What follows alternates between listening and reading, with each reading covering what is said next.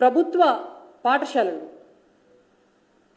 పాఠశాలలకు పాఠ్య పుస్తకాలు పంపించేటటువంటి క్రమంలో అధికారంలో ఉన్నటువంటి కాంగ్రెస్ పార్టీ పాఠ్య పుస్తకాల ముందు మాటలు ముఖ్యమంత్రి పేరు దగ్గర పాత ముఖ్యమంత్రి కేసీఆర్ గారి పేరు, విద్యాశాఖ మంత్రి పేరు దగ్గర సబితా ఇంద్రారెడ్డి గారి పేరు పెట్టి ముందు మాట ఉన్నటువంటి పుస్తకాలను అట్లనే ప్రచురించి అట్లనే స్కూళ్ళల్లో కూడా పంపించిన తర్వాత అక్కడ ఉన్నటువంటి ఉపాధ్యాయులు విద్యార్థులు చూసిన తర్వాత తప్ప ఈ వార్త వెలుగులోకి రాలేదు.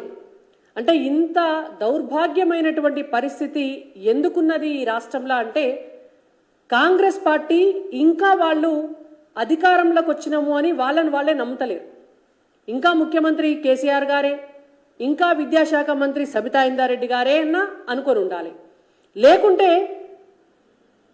దిక్కు దివానం లేని ఒక శాఖ కింద విద్యాశాఖ ఇవాళ అట్లా ఏదో ఆరో వేలు కింద పక్కన పడేసన్న ఉండాలి. ఎంత దౌర్భాగ్యమైనటువంటి పరిస్థితి అంటే ముఖ్యమంత్రి ఎవరో కూడా చూడకుండా పుస్తకాలు ప్రచురణ అయ్యి అవి డిస్ట్రిబ్యూషన్ జరుగుతున్నాయి అని అంటే పర్యవేక్షించడానికి ఒక మంత్రి లేడు తెలంగాణ రాష్ట్రంలో.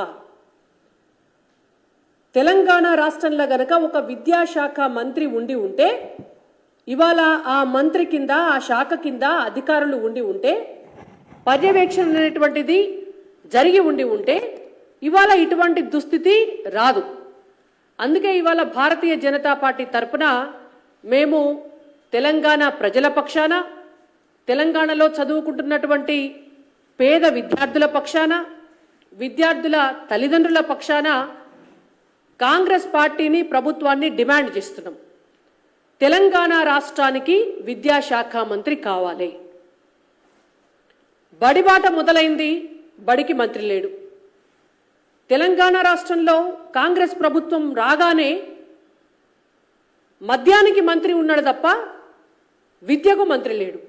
ఇది సిగ్గుపడాల్సినటువంటి అంశం. మద్యానికి మంత్రిని పెట్టినరు మీరు. కొత్త కొత్త బ్రాండ్లు ఏం తీసుకురావాలి, ఆ బ్రాండ్లల్లో కమిషన్ ఎంత తీసుకోవాలి, టార్గెట్లు ఎక్సైజ్ డిపార్ట్మెంట్కి ఎంత పెట్టాలి, మద్యం ద్వారా ఆదాయం ఎంత పెంచుకోవాలి, ఈ సోయి ఉన్నటువంటి ముఖ్యమంత్రి గారికి మరి విద్యకు విద్యాశాఖకు కూడా ఒక మంత్రిని పెట్టాలి.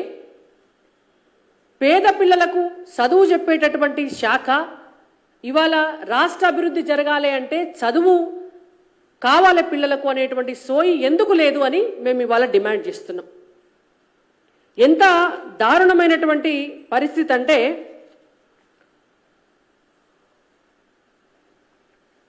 పర్యవేక్షణ లేని అనాథలాగా తెలంగాణ రాష్ట్రంలో ఇవాళ విద్యాశాఖ పరిస్థితి ఉన్నది.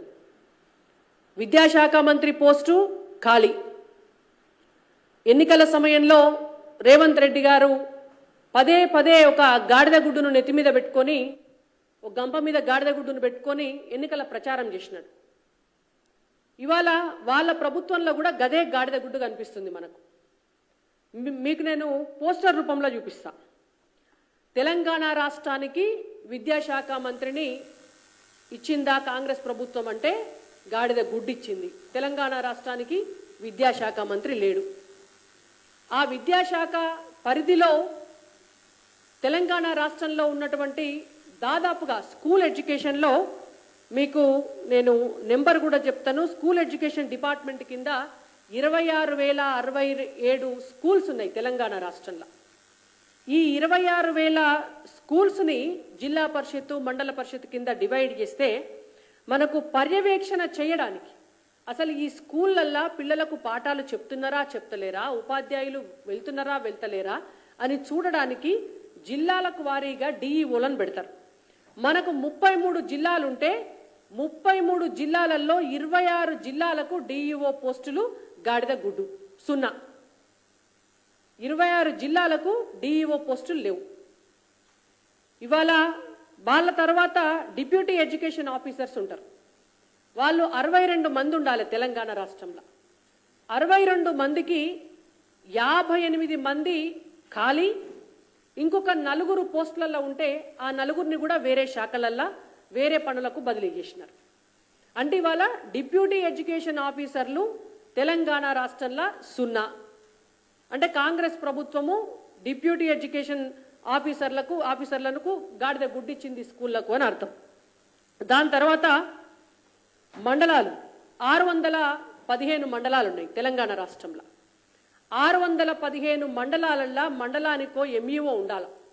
ఆ మండలంలో ఉన్నటువంటి స్కూల్స్ అన్నిటినీ కూడా పర్యవేక్షణ చేయడానికి 617 మండలాలు ఉంటే 15 మండలాలు ఉంటే సిగ్గుపోతుంది చెప్పుకుంటే 17 మంది ఎంఈఓలు ఉన్నారు తెలంగాణ రాష్ట్రంలో. 17 మంది ఉన్నారు.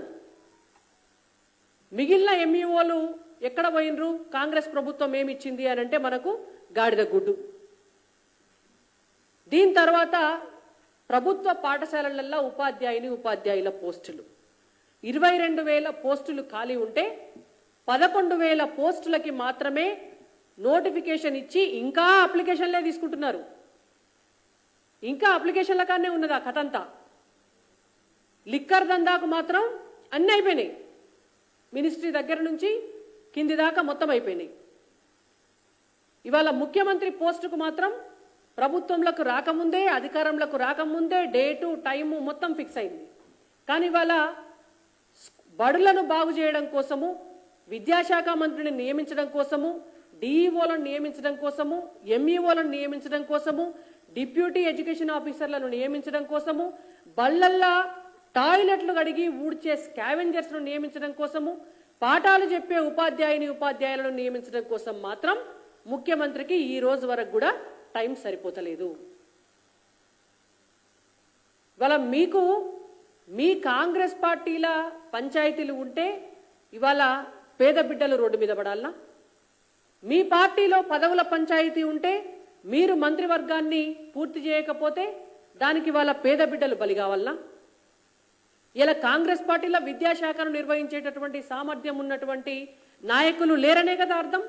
ముఖ్యమంత్రి ఆయన దగ్గర ఎందుకు పెట్టుకున్నాడు ఈ శాఖను?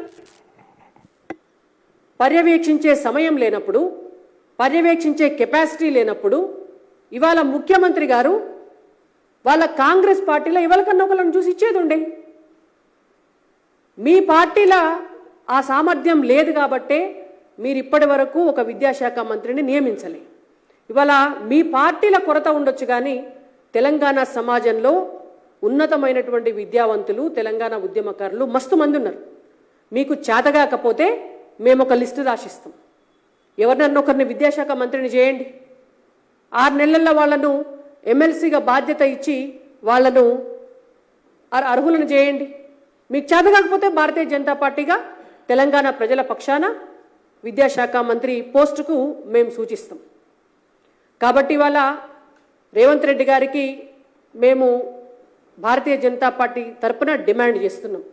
ఎంబడే తెలంగాణ రాష్ట్రానికి విద్యాశాఖ మంత్రిని వేయడంతో పాటు నేను ఇందాక చెప్పినటువంటి లిస్ట్ అంతా కూడా ఖాళీగా ఉన్నటువంటి డిఈఓలు, ఖాళీగా ఉన్నటువంటి ఎంఈఓలు, ఖాళీగా ఉన్నటువంటి డిప్యూటీ ఎడ్యుకేషన్ ఆఫీసర్లు, ఖాళీగా ఉన్నటువంటి టీచర్లు, ఖాళీగా ఉన్నటువంటి స్కావెంజర్లు, మూతబడ్డ బళ్లను రీఓపెన్ చేయించండి. ఇవాళ కేంద్రం నుంచి వస్తున్నటువంటి డబ్బునంతా కూడా సర్వశిక్ష అభియాన్ కింద వస్తున్నటువంటి డబ్బునంతా కూడా తెలంగాణ రాష్ట్రంలో వాడండి. విద్యారంగాన్ని ఉన్నతమైనదిగా తీర్చిదిద్దేటటువంటి ఒక ప్రణాళికను సిద్ధం చేయాలి. లేకపోతే భారతీయ జనతా పార్టీ ఎట్టి పరిస్థితులలో ఊరుకోదు అని చెప్పి మిమ్మల్ని డిమాండ్ చేస్తున్నాం.